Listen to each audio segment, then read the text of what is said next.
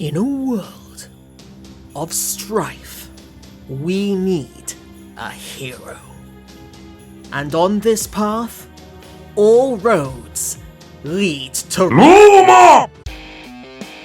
Clad in BDSM gear, brandishing a phallological weapon, and donning a dashing red cape, he is none other than Bondage Man! Bondage Man! But in these parts, we simply call him Romulus. When Fate's Grand Order was launched, it was rather perplexing that Rome's mythological founder was a mere 3-star servant. Indeed, I and many others were under the common but understandable misconception that in-game rarity equated to lore strength. It was also perplexing as to why he had such a humongous spear. But is he actually any good? As a first-year 3-star servant, does he have any purpose in the monstrously powerful Fate Grand Order landscape of 2025?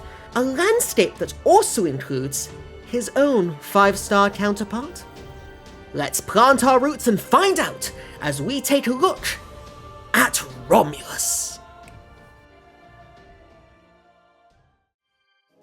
Romulus's most natural role on the field is that of an early battle wave clearer, rather fitting for a man known as the Progenitor. Deploying his Buster Noble Phantasm, Magna Voluis Magnum, the Lesser Romuli launches an assault against a wave of foes, seeking to take them down in one fell swoop. But don't let the NP's A++ rank and heavy damage flavor text fool you.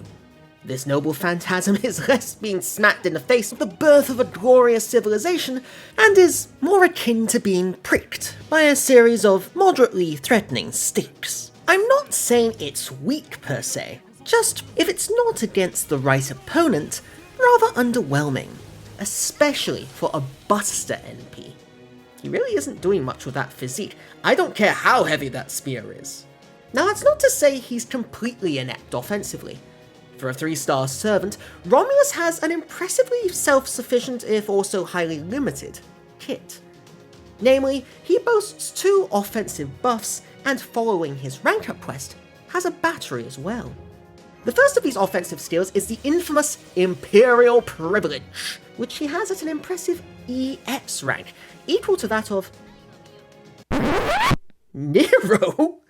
Nero's was buffed, so it's even better. Oh, come on, that's too far!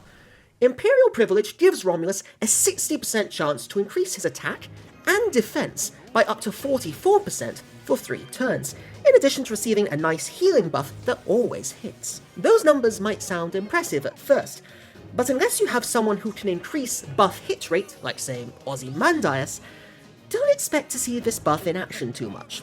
Someone really needs to tell Romulus he broke the Lancer curse. He has B-rank luck, because the hit rate on this skill in practice often makes him resemble another launch day Lancer. Put simply, that 60% hit rate is far too chance dependent to be relied upon, and at worst can even leave you with nothing but an often pointless heal. That said, he does also have a third skill, Septum Cordis, which is a targetable 1-turn Buster buff of up to 30%. Fine, certainly it's not bad at all, and we'll actually come back to it a little bit later. But even accounting for this, Romulus isn't packing a tremendous amount of firepower, despite what his appearance may suggest. However, his kit at least is somewhat self-reliant. He founded his own city after all, as his rank up provides him with a 20% battery on his first skill, Wind of Romance rank B+. Now what's particularly useful about this is that battery is instantly available once you've completed the rank up quest. There's no need to level up the skill unless you want to reduce the skill cooldown. This means that with some craft essence support and some outside help, his Noble Phantasm is easily accessible, a vital commodity for any wave clearer. Not only that, this also marks a contrast with the other non-limited free-to-play AoE Lancer, Hector, who lacks such a skill. Furthermore, you don't have to worry too much about Romulus's offense being undermined. That first skill, Wind of Romance, does come with another effect. which is that alongside the battery, it gives him resistance to offensive debuffs. If you combine this with his own magical resistance passive, this giant hunk of gold is largely impervious to any offensive debuff that will prevent him from attacking with his full arsenal. That said, he's primarily a wave clearer in simple farming missions, often used either on turn 1 or turn 2, so how many opponents would be using debuffs on him anyway? At this point, it's also worth mentioning his third Append skill, as it does give him bonus damage against berserkers.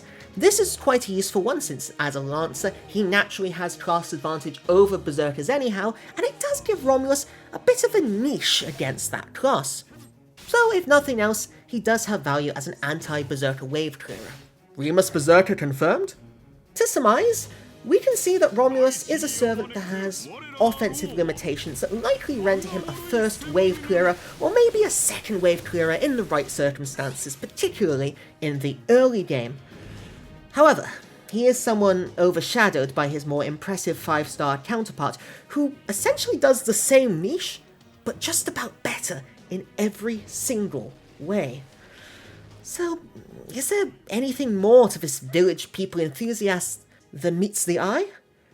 YMCA. On top of being an early wave clearer, Romulus does have some utility as a support.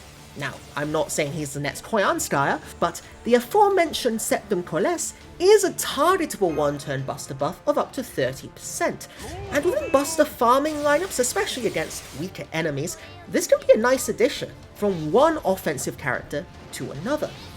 This can also be combined with a post-NP effect of Magna Voluis Magnum, an attack buff that is granted to the entire party after its use, of between 10 and 30%, dependent on the overcharge.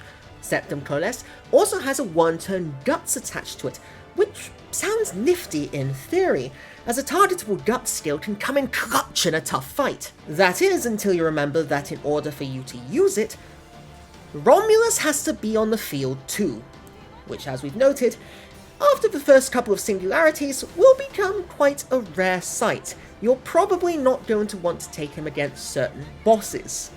So, again, a nice skill in theory, but in practice, its applicability somewhat questionable. So yet again, we see in basic setups, Romulus does have some support utility, but you're not going to want to bring him along for the toughest of fights. Castoria or Koyanskaya, he is not. But what about you crazy fans? Could this stud have a future as your MVP? So, we come to a question I never thought I'd ask for myself. Can Romulus lead an offense? On his own, to be quite frank, no. His buffs and Noble Phantasm are that of a middling 3-star servant best equipped to defeat minor enemies. But no man is an island. After all, everyone is Rome. And in FGO, servants do not fight alone. The truth is that the support landscape in Fate Grand Order is so strong that almost any servant can be turned into a viable damage dealer, and a solid one at that. Objectively speaking, however, that doesn't necessarily make him the best candidate. Some of you might be thinking that some of the major supports can fill in what Romulus lacks. Could pairing him with Koyanskaya, Merlin, or even a Hans make him a crit superstar to go with his Noble Phantasm and his Buster deck? Others might wonder if his Noble Phantasm can be buffed to be the devastating civilizational blow it appears to be. Others still might wonder if he can be given the ability to speak beyond a single word, Rome.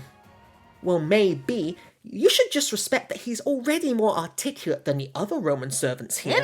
Now, I would never dissuade anyone from trying with the servant they love.